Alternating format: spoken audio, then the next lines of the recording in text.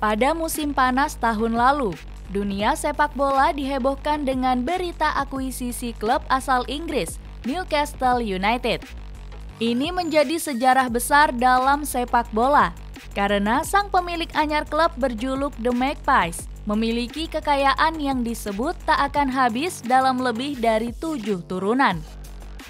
Mohammed bin Salman, yang resmi menjadi pemilik Newcastle pada 8 Oktober 2021 lalu, diketahui menggelontorkan dana sebesar 300 juta pounds atau setara 5,8 triliun rupiah dalam proses pengambil alihan 100% saham Newcastle.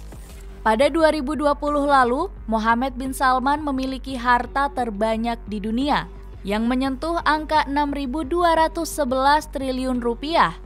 Jumlah kekayaannya itu pun mengalahkan CEO Amazon, Jeff Bezos, yang hanya mencapai 2.800 triliun rupiah. Dengan jumlah kekayaan tersebut, Newcastle jelas menjelma menjadi klub sultan. Mereka disebut bakal menyaingi klub kaya raya macam Manchester City dan Paris Saint-Germain, serta dianggap akan segera muncul sebagai kekuatan baru dalam dunia sepak bola.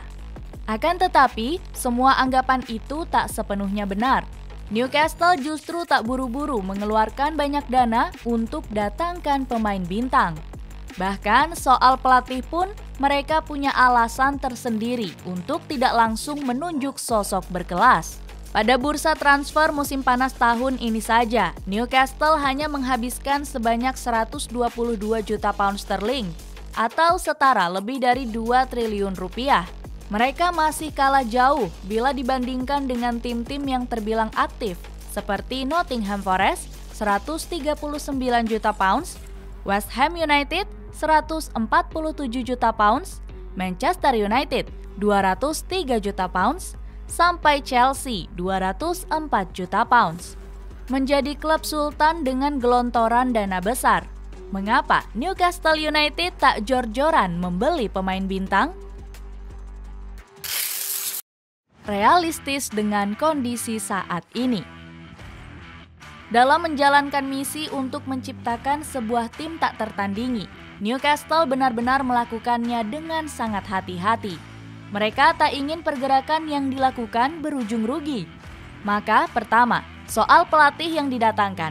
Newcastle memilih untuk mendatangkan nama Eddie Howe sebagai pengganti Steve Bruce.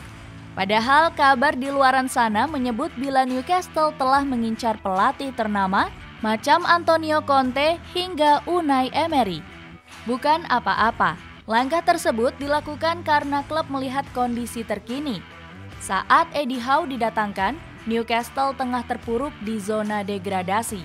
Mereka juga tak akan bisa belanja pemain hingga Januari. Pelatih hebat, apalagi yang sudah bertugas di klub lain, akan berpikir 2 kali untuk menerima tantangan maha besar di klub itu. Menyelamatkan klub dari degradasi mungkin bukan hal sulit, tapi pelatih besar tentu dituntut untuk tak sekadar melakukan hal minimal seperti itu. Maka dari itu, Eddie Howe dipandang sebagai pilihan tepat di tengah kondisi tersebut. Ia tak terikat dengan klub lain. Rekam jejaknya juga tak buruk, meski juga tak gemilang. Howe menjadi pilihan paling masuk akal yang didapatkan Newcastle. Ia dipilih untuk membawa gaya permainan yang menarik dengan kemampuan untuk mendapatkan hasil maksimal dari para pemain yang sudah ada di klub. Hasilnya pun terbukti. Pada musim lalu, Newcastle United tak hanya mampu keluar dari zona degradasi, mereka juga membuktikan diri dengan nangkring di posisi 11 klasemen akhir dengan koleksi 49 poin. Kemudian untuk soal mendatangkan pemain, Newcastle benar-benar hati-hati dalam memilih.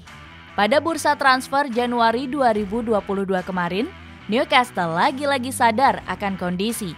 Mereka sejatinya sempat mengincar nama seperti Robin Gosens, Donny van de Beek, hingga Anthony Martial. Malah striker Arsenal Alexandre Lacazette pun sempat didekati. Namun pemain tersebut ogah bergabung dengan Newcastle karena klub tidak memiliki kekuatan yang menjanjikan untuk segera bangkit sebagai tim penantang. Kemudian alasan yang tak kalah penting, yakni soal sikap klub pemilik pemain yang diincar. Status Newcastle sebagai klub tajir besar kemungkinan akan coba dimanfaatkan oleh klub-klub tersebut untuk mendulang keuntungan. Maka dari itu, Newcastle harus pintar bernegosiasi agar tak membeli dan menggaji pemain dengan nilai mahal di luar kewajaran. Sebab jika hal itu terjadi, Newcastle nantinya akan kesusahan sendiri, terutama jika performa pemain tersebut tak sesuai harapan. Financial Fair Play.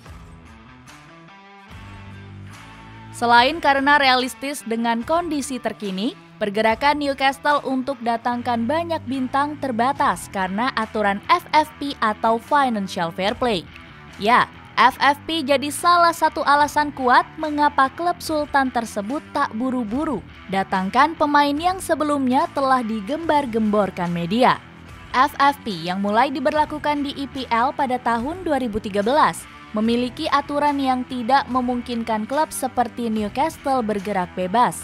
Pengeluaran secara berlebihan di bursa transfer tahun ini berpotensi merusak stabilitas klub. Jika gagal mematuhi aturan FFP, maka hukuman berupa denda hingga pengurangan poin akan sangat mungkin diterima oleh Newcastle.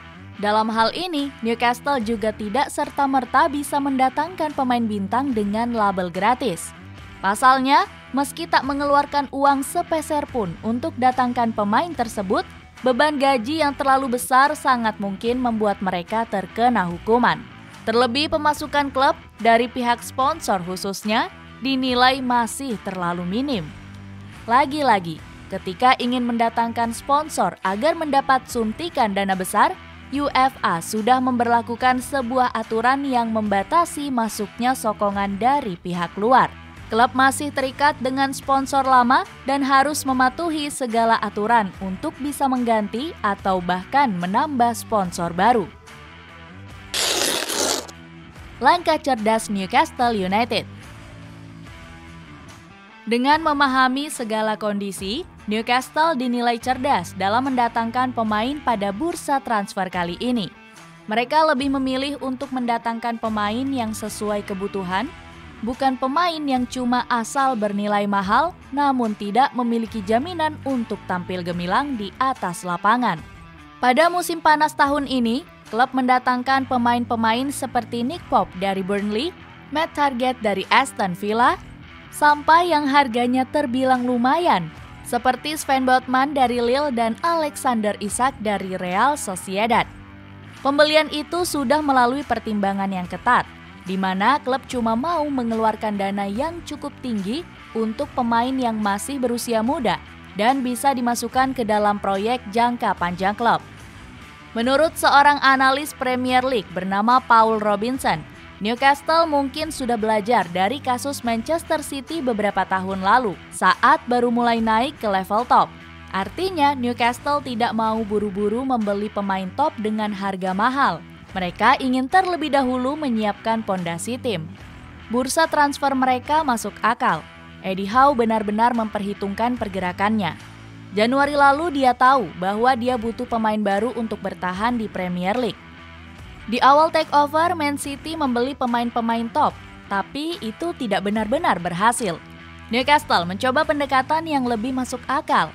Saya bisa membayangkan Newcastle finish di paruh atas dengan skuad yang sekarang. Mereka bergerak dengan cerdas, ujar Robinson di Football Insider. Selain bergerak cerdas dalam mendatangkan pemain yang sesuai kebutuhan, Newcastle juga berfokus pada pengembangan bisnis dan fasilitas klub. Dan Ashwa selaku direktur olahraga menginginkan Newcastle menjadi sebuah brand elit di mata dunia. Tidak hanya berfokus pada prestasi di atas lapangan, Newcastle United juga ingin dibuatnya menjadi sebuah nama yang punya daya jual tinggi. Sementara itu, salah satu petinggi Newcastle United, Amanda Staveley, juga mengatakan bila Newcastle masih terus berusaha merombat dan meningkatkan fasilitas tim. Dengan dilakukannya hal tersebut, dia ingin ada banyak bintang yang tertarik untuk datang ke St. James Park. Langkah yang dilakukan tim seperti Newcastle United memang sangat layak mendapat apresiasi.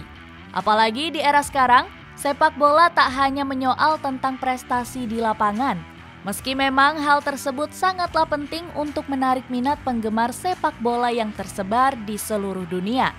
Namun, lebih dari itu, menciptakan sebuah klub yang memiliki nilai tinggi di mata dunia, termasuk sponsor, juga merupakan satu hal penting untuk mempertahankan eksistensi klub dalam waktu yang relatif lama.